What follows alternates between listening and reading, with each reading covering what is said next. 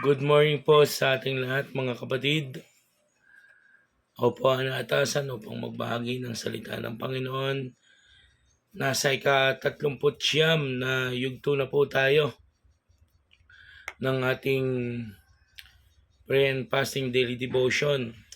Na ang tema po ay Who is my greatest source of my inspiration from the Bible and how do I share it with others? Ang character po na ibabahagi ko po ay si Tito, kamanggagawa po ni Apostol Pablo. Tayo muna po'y manalangin, mga kapatid. Makapangyarihang Diyos, kami po ay lumalapit sa iyong harapan ng may pagpapakumbaba. Lubos na nagpapasalamat sa kabutihan, sa iyong kabanalan, kadakilaan. Bigyan niyo po ako ng kaalaman sa ganang karunungan. Ngayon po ay magbabahagi po ako ng yung salita kung sino yung character sa Biblia at bukod kay Jesus, Panginoon, na aming Panginoon at tagapagligtas.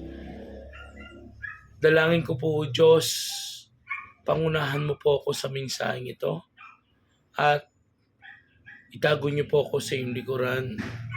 Malantad lang at mahayag ang iyong kapangyarihan. Salamat po, Panginoon, in Jesus' name. Amen. Amen. Ang napili ko po ay si Tito. Yan, si Titus. Kamanggagawa po siya ni Apostol Pablo. Isa pong pinuno ng sinaunang simbahang Kristiyano, si Tito. Kasama po nga ni Apostol Pablo.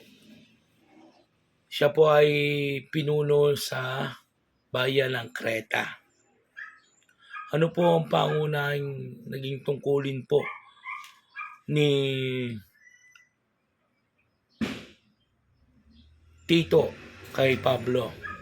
Si Tito po ay nagsilbi bilang isang pinagkakatiwalaang mensahero at katulong o katuwang na tumulong po sa paglutas ng mga isyu sa loob po ng simbahan at nagtataguyod ng mabuting doktrina o foundation of faith. Si Tito po ay inatasang manguna sa simbahan ng Creta kung saan siya ay nagtatag ng kaayusan at nagtalaga sa mga matatanda. Ano po yung katangian na binigyan din ni Pablo para sa pinuno ng simbahan sa kanyang liham kay Tito?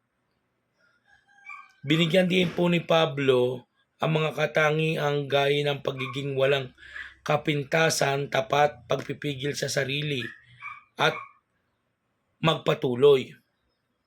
Paano naman po tumugon si Tito? Paano tumugon si Tito sa hamon ng simbahan ng Korinto, hindi lang po sa Creta?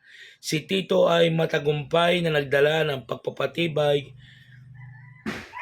loob at nag-ulat ng mabuting balita kay Pablo pagkatapos matugunan ang mga issue sa loob ng simbahan. Amen. Napaka challenging po kay Tito po ang naging papel niya sa Biblia, yung pagiging lingkod ng Diyos.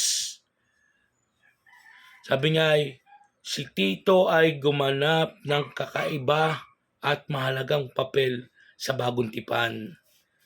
Amen? Siya ay kasama po ni Pablo, isa sa pinaka-impluensyang apostol ni Jesus. Binanggit si Tito sa liham na isinulat ni Pablo na nagpapakita ng kanyang kahalagahan sa pamayanang Kristiyano noong unang panahon. Ang kanyang kwento ay kakit-akit dahil tinulungan niya si Pablo sa iba-ibang paraan. mula sa paghahatid ng liham hanggang sa pag-aayos ng mga bagay sa simbahan.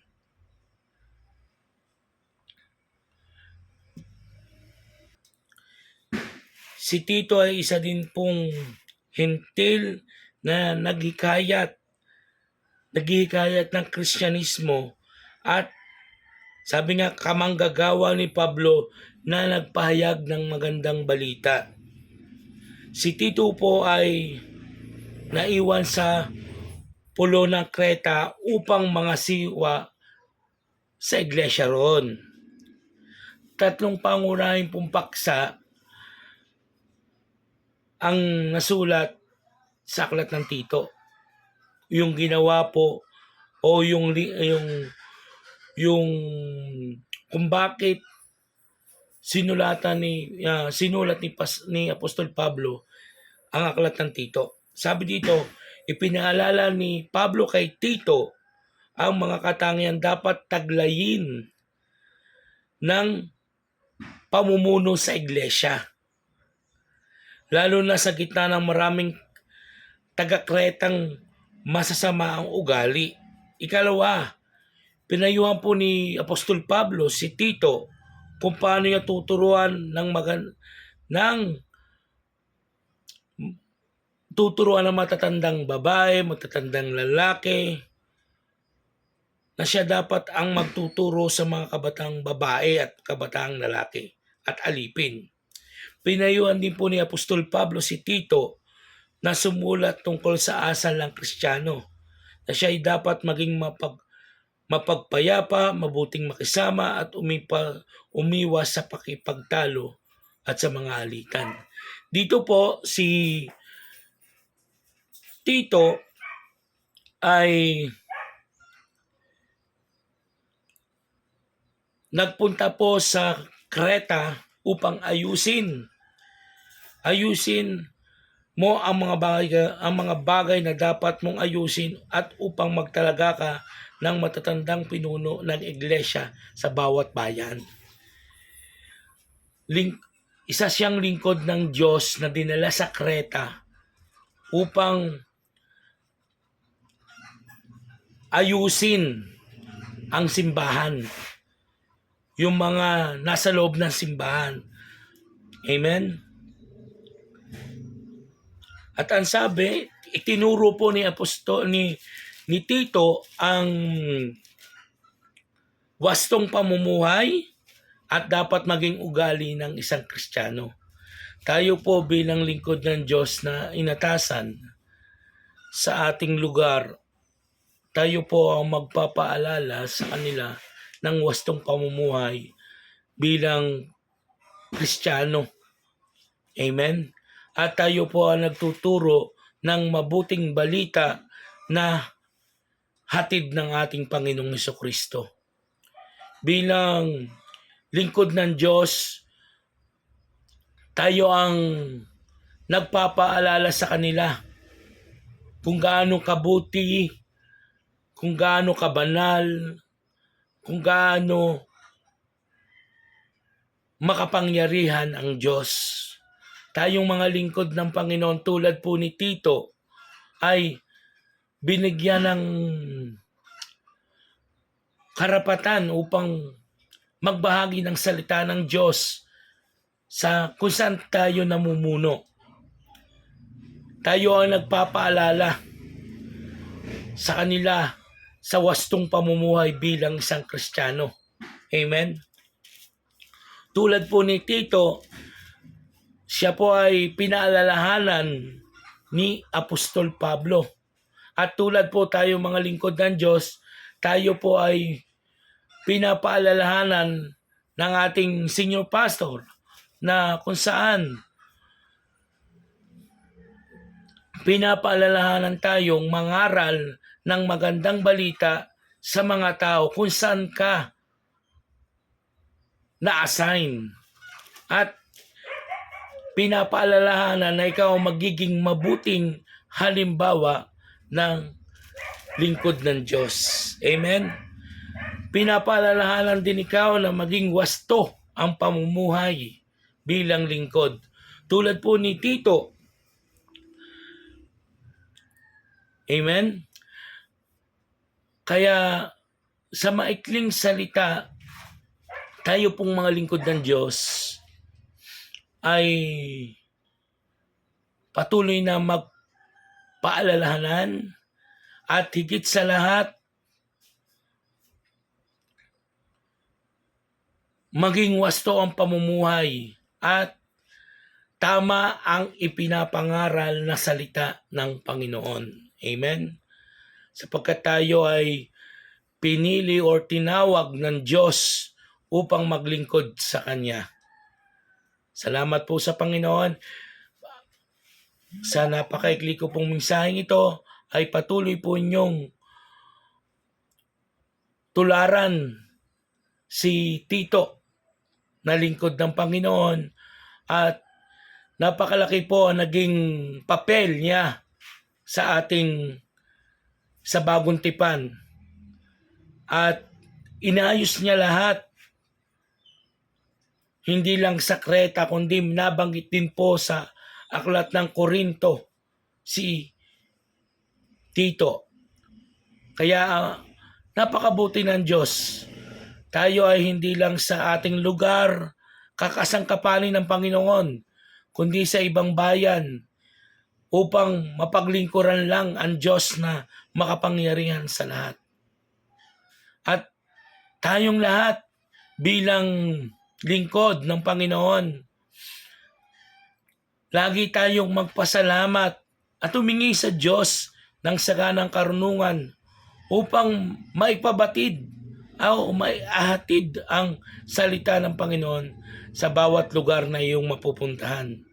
Hindi po kailangan tayong tumigil sa ating pangangaral ng ating salita, ng salita ng Panginoong Diyos. Amen? Salamat po sa Panginoon. Tayo po'y manalangin. Dakilang Diyos, salamat po sa iyong kabutihan. Salamat po sa iyong kadakilaan. Salamat po sa pagbibigay mo ng saganang karunungan upang maihatid po ang mensaheng ito. Ama, panalangin ko po na pangunahan niyo po ang bawat buhay ng lingkod mo, Panginoon. At Lord, bigay mo sila ng saganang karunungan at ikaw lang, O Diyos, ang maparangalan. Sa pagkakataong ito, Panginoon, akin din pong ipinagpapasalamat, Panginoon, na ang bagyong Pipito ay